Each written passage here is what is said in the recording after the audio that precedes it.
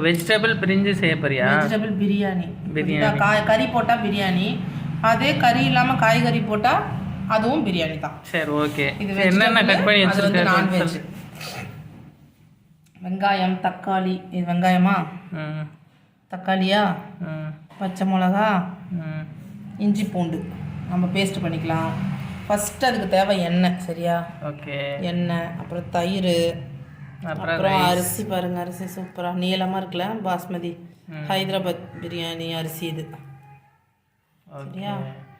அப்புறம் அதுக்கு தேவையான உருளைக்கிழங்கு, கேரட்டு, பீன்ஸு, நம்மளுக்கு என்ன தேவையோ போட்டுக்கலாம். சரியா? சோயா சாஸ் கூட சோயா பீன்ஸ் கூட போட்டுக்கலாம். அப்புறம் புதினா, அப்புறம் மல்லித்தழை. கருவேப்பிலை போடக்கூடாது, கருவேப்பிலை போட்டால் டேஸ்ட் மாற்றிடும். மல்லித்தழை, புதினா, அப்புறம் லெமனும் போடலாம், தயிரும் போடலாம். நாங்கள் வந்து ரெண்டுமே பேஸ்ட் பண்ணிக்கலாம். அப்போ பட்டை கிராம்லாம் வந்து உள்ளே போடும்போது தாளிப்பில் காமிக்கிறேன்.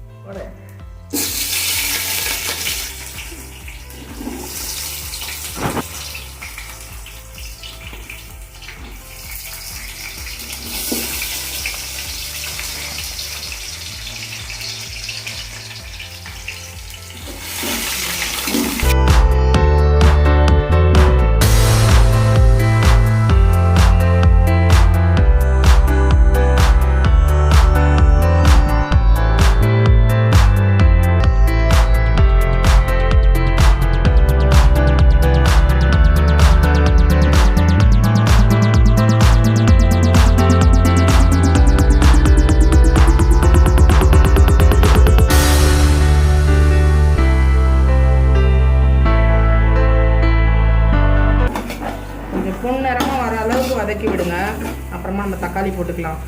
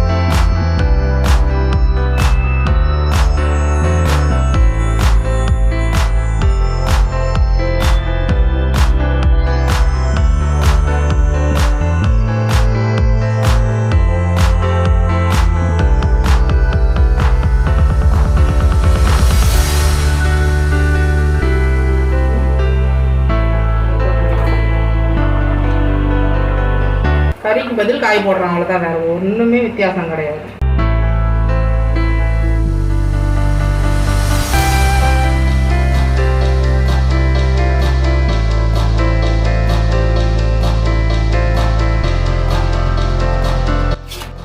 டிஃப்ரெண்ட்டாக மீன் மசாலா போட்டு செஞ்சு பாருங்க பிரியாணி.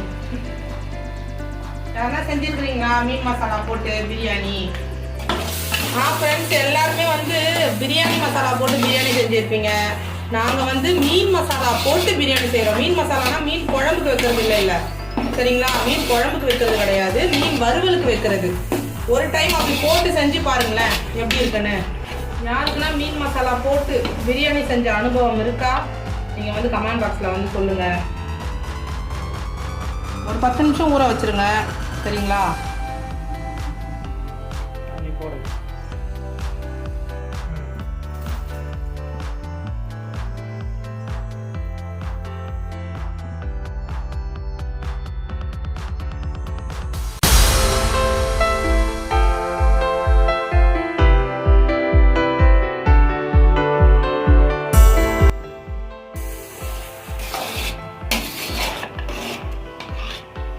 கிண்டி விட்டுருங்க.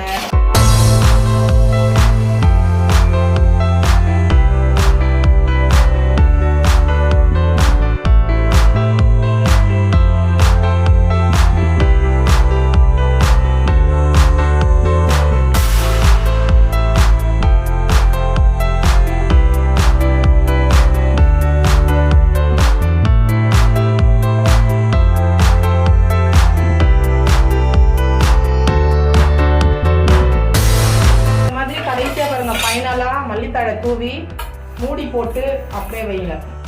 இப்படி ஒரு மூடியை போட்டு விட்டுருங்க. மூடியை போட்டு சிம் பண்ணிவிடுங்க. சரிங்களா? சிம் பண்ணிவிடுங்க. சிம்மில் வச்சா ரொம்ப நல்லது. சிம் பண்ணிவிடுங்க. சிம் பண்ணிவிட்டு அப்படியே இருக்கட்டும்.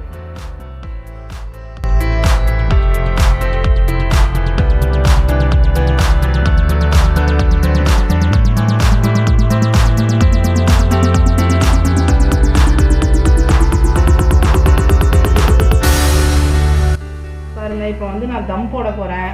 சரிங்களா? கீழே இறக்கி வச்சாச்சு. தம் போடுறது வந்து அடுப்பில் எப்படி, அதாவது நிறைய பேர் வந்து தம் போட தெரியல, என்கிட்ட நெருப்பு இல்லை, அதனால் வந்து நான் தம் போட முடியல, அதனால் நான் குக்கர்லேயே வச்சு சமைச்சிட்டேன் அப்படின்ட்டு நீங்கள் யாரும் ஃபீல் பண்ணாதீங்க.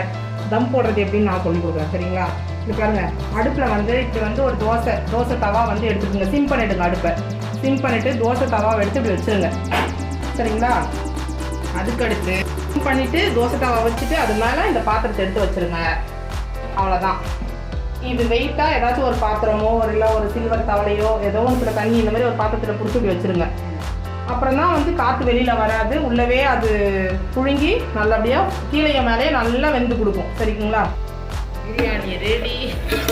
பாருங்க, அரிசி உடையாமல் இருக்குது பிரியாணி. நீங்களும் செஞ்சு பாருங்கள். மீன் மசாலா வச்சு பிரியாணி செஞ்சு பாருங்கள். அந்த டேஸ்ட் எப்படி, ஏன்னா ஒரே மாதிரி செய்யக்கூடாது இல்லையா?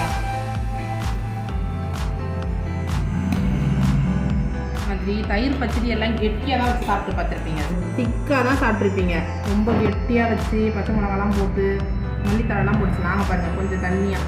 ஏன்னா எப்பயுமே ஒரே மாதிரி சாப்பிட்டுருக்குறோமா, கொஞ்சம் வித்தியாசமாக சாப்பிட்டு பார்க்கலாம். ஒரு மாதிரி செஞ்சு பச்சை மிளகா மல்லித்தழைலாம் போட்டு செஞ்சுருக்கோம். பாருங்கள், நீங்களும் இதே மாதிரி செஞ்சு பாருங்கள். இதே மாதிரி சாப்பிடுங்க.